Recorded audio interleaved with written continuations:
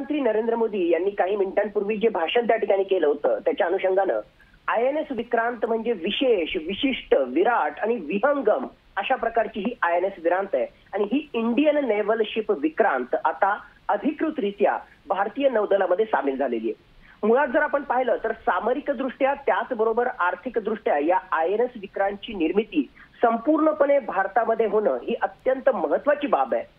मागच्या 75 वर्षांचा जर स्वातंत्र्योत्तर भारताचा इतिहास जर आपण पाहिला तर ज्यावेळेस भारत देश स्वतंत्र झाला होता त्यावेळेस खरोखरच आपली आर्थिक परिस्थिती ही अत्यंत वाईट होती। एक पिन सुद्धा, टाचणी सुद्धा जे आहे आपण निर्मिती करू शकत नव्हतो आणि मागच्या 75 वर्षांचा इतिहास जर पाहिला तर आज आपण 2022 मध्ये अशा प्रकारे एक जे आहे संपूर्ण जगामध्ये 6 देशांच्या पंक्तीमध्ये जाऊन बसलेलो आहे, ज्यामध्ये चायना, रशिया, अमेरिका, त्याचबरोबर फ्रान्स आणि ब्रिटन हे जे आहेत अशा प्रकारची स्वदेशी निर्मित विमानवाहू नौका बनवू शकतात आणि त्यांच्या पंक्तीत आता भारत सुद्धा बसलेला आहे। 500 पेक्षा सुद्धा जास्त भारतीय कंपन्यांना एकत्रित आणून आणि त्यांच्या एकत्रित प्रयत्नातून कोचिन शिपयार्ड लिमिटेडनं संपूर्णपणे भारतीय बनावटीची अशा प्रकारची ही इंडियन एअरक्राफ्ट कॅरियर त्या ठिकाणी बनवलेली आहे आणि त्या अनुषंगाने नक्कीच मी म्हणेल की आत्मनिर्भर भारतचं हे पुढचं पाऊल आहे आणि एक प्रकारे संपूर्ण जगामध्ये महासत्ता बनण्याकडे भारताची जी आहे वाटचाल सुरू आहे हे यावरून स्पष्टपणे आपल्याला दिसतं। सर, अनेक वैशिष्ट्य आहेत या संपूर्ण INS विक्रांतचे।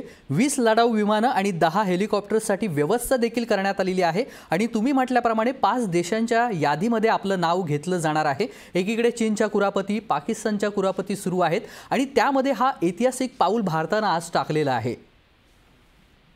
नक्कीच, म्हणजे जर आपण पाहिलं तर 21व्या शतकामध्ये जे आहेत वेगवेगळ्या प्रकारची सागरी युद्ध लढली जाण्याची शक्यता आहे आणि दुसऱ्या बाजूला जर आपण पाहिलं तर ज्या प्रकारे चीनला वर्ष 2049 पर्यंत संपूर्ण जगामध्ये सामरिक महासत्ता व्हायची आहे आणि त्याच्या अनुषंगानं सागरामध्ये एक प्रकारची जी आहे दादागिरी करण्याचं काम हे चीनच्या एक प्रकारे जे आहे त्यांच्या नौदलाकडून येणाऱ्या काळामध्ये केलं जाऊ शकतं आणि त्याच्याशी संबंधित त्यांनी तयारी ऑलरेडी सुरू केलेली आहे। मग जर भारताचं एक प्रकारे सागर SAGAR आपण ज्याला म्हणतो सिक्युरिटी फॉर ऑल इन म्हणजे या संपूर्ण हिंद महासागरामध्ये एक प्रकारे जे आहे सर्वच देशांना फ्रीडम ऑफ नॅव्हिगेशन हे त्या ठिकाणी असावं आणि एक प्रकारे शांततापूर्ण वातावरण असण्यासाठी भारतासोबत सुद्धा त्या प्रकारची स्ट्रेंथ, त्या प्रकारचं सामर्थ्य, त्या प्रकारचं डेटरन्स असणं आवश्यक आहे आणि म्हणून अशा प्रकारची महाकाय भारत निर्मित, स्वदेशी निर्मित INS विक्रांत बनणं हे नक्कीच नौदलात जे आहे जबरदस्त सामर्थ्य त्या ठिकाणी प्रदान करून देणार आहे। वर्ष 2014 मध्ये आपल्याकडे INS विक्रमादित्य होती जी आपण रशियाकडून विकत घेतली होती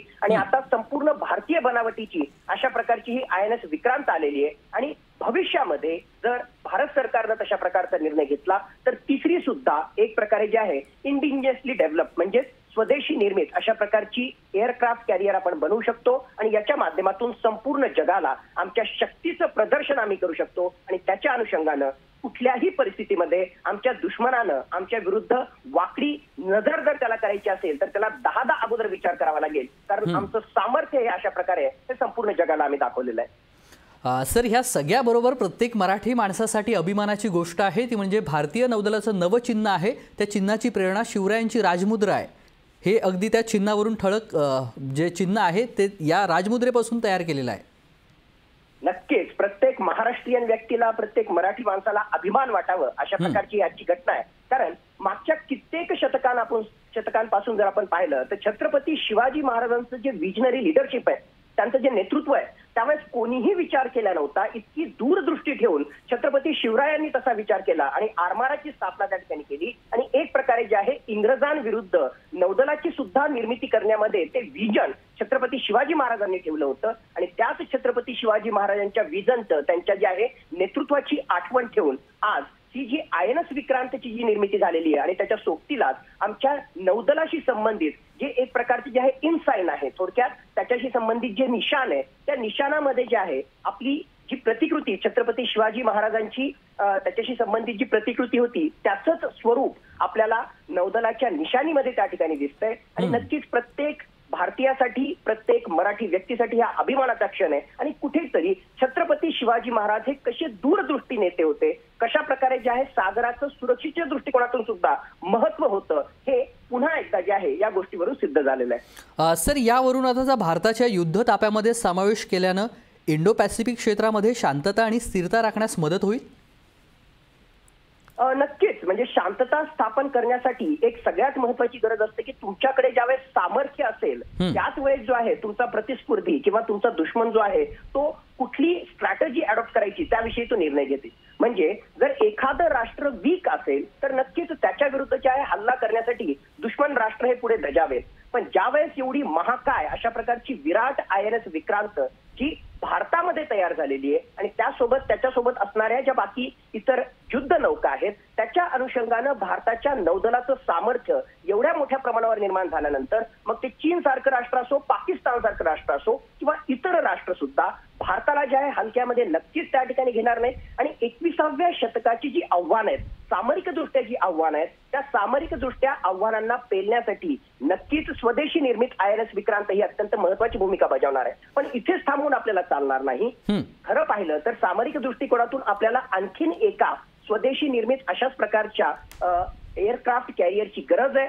वेगवेगळ्या प्रकारच्या चर्चा, वेगवेगळ्या प्रकारचे वादविवाद त्या ठिकाणी आहेत की अतिशय जास्त किंमत याला मोजावी लागत असल्यामुळे अजूनही राजकीय दृष्ट्या तिसऱ्या एअरक्राफ्ट कॅरियरच्या निर्मितीसाठी एक प्रकारे जे आहे पॉलिटिकल विल किंवा तशा प्रकारचा जो आहे राजकीय निर्णय झाला नाही. पण ज्यावेळेस तो निर्णय होईल, माझ्या मते 2009 पासून 2022 पर्यंत 13 वर्षाचा कालावधी लागला INS विक्रांत बनण्यासाठी. पण तिसरी ज्यावेळेस आपल्याला एअरक्राफ्ट कॅरियर बनवायची असेल तर त्याच्या अर्धाच वेळेमध्ये 6 ते 7 वर्षांमध्ये भारतानं ही एक प्रकारची क्षमता प्राप्त केलेली आहे की स्वतःची अशा प्रकारची एअरक्राफ्ट कॅरियर ही आपण भविष्यामध्ये बनवू शकू. तर अशा प्रकारच्या 3 एअरक्राफ्ट कॅरियर जर आपल्याकडे असतील तर आज घडीला चीनचा मुकाबला करण्यासाठी सुद्धा आमचं नौदल हे समर्थ होऊ शकेल. आणि एका दृष्टीनं या सामर्थ्याच्या माध्यमातून संपूर्ण जगाला त्यातल्या त्यात इंडो पॅसिफिक रिजन मध्ये शांतता प्रस्थापित करण्यासाठी ही अत्यंत महत्वाची घटना आपल्याला म्हणावी लागेल.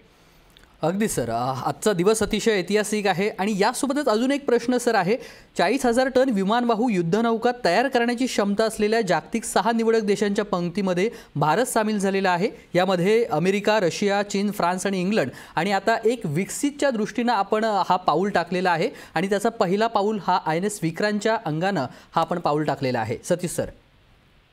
नक्कीच. म्हणजे आपण फक्त सामरिक दृष्टिकोनातून याला पाहत होतो की एक प्रकारे सामरिक महासत्ता म्हणून भारताचा कसा उदय होतो आणि भारतामध्ये आपण याची निर्मिती केलेली आहे. पण याचा दुसरा अँगल जर आपण पाहिला तर एक प्रकारे आत्मनिर्भर भारत या पॉइंट ऑफ व्ह्यू सुद्धा जर आपण पाहिलं तर ही खूप मोठी अचिव्हमेंट आपली आहे. म्हणजे कोचिन शिपयार्ड लिमिटेड जे जर आपण तशा प्रकारे पाहिलं तर सिव्हिलियन अशा प्रकारची कंपनी आहे. म्हणजे नौदलाशी संबंधित ज्या वेगवेगळ्या प्रकारच्या कंपन्या आहेत, जसं मडगावमध्ये कंपनी आहे, तर त्याच्या माध्यमातून ही एअरक्राफ्ट कॅरियर बनलेली नाहीये, तर कोचिन शिपयार्ड लिमिटेडच्या माध्यमातून बनलेली आहे. आणि फक्त एवढंच नाही तर या एअरक्राफ्ट कॅरियरची निर्मिती करताना 15,000 पेक्षा सुद्धा जास्त लोकांना रोजगार प्राप्त झालेला आहे. 100 पेक्षा सुद्धा जास्त वेगवेगळ्या प्रकारच्या ज्या एक प्रकारे आपण MSME छोट्या ज्या कंपन्या आहेत त्या कंपन्यांना एक प्रकारे जे आहे अशा या निर्मितीतून जे आहे एक प्रकारे रोजगार मिळालेला आहे. तर आर्थिक दृष्टिकोनातून सुद्धा आत्मनिर्भर भारत आणि दुसऱ्या बाजूला सामरिक दृष्ट्या महासत्ता. आजचा दिवस खरं तर सर ऐतिहासिक आहे. आजचा दिवस संपूर्ण भारतीयांसाठी, महाराष्ट्रासाठी महत्त्वपूर्ण आहे. धन्यवाद आपण केलेल्या ह्या विश्लेषणासंदर्भात. निवृत्त लष्कर अधिकारी सतीश ढगे सर आपल्यासोबत होते.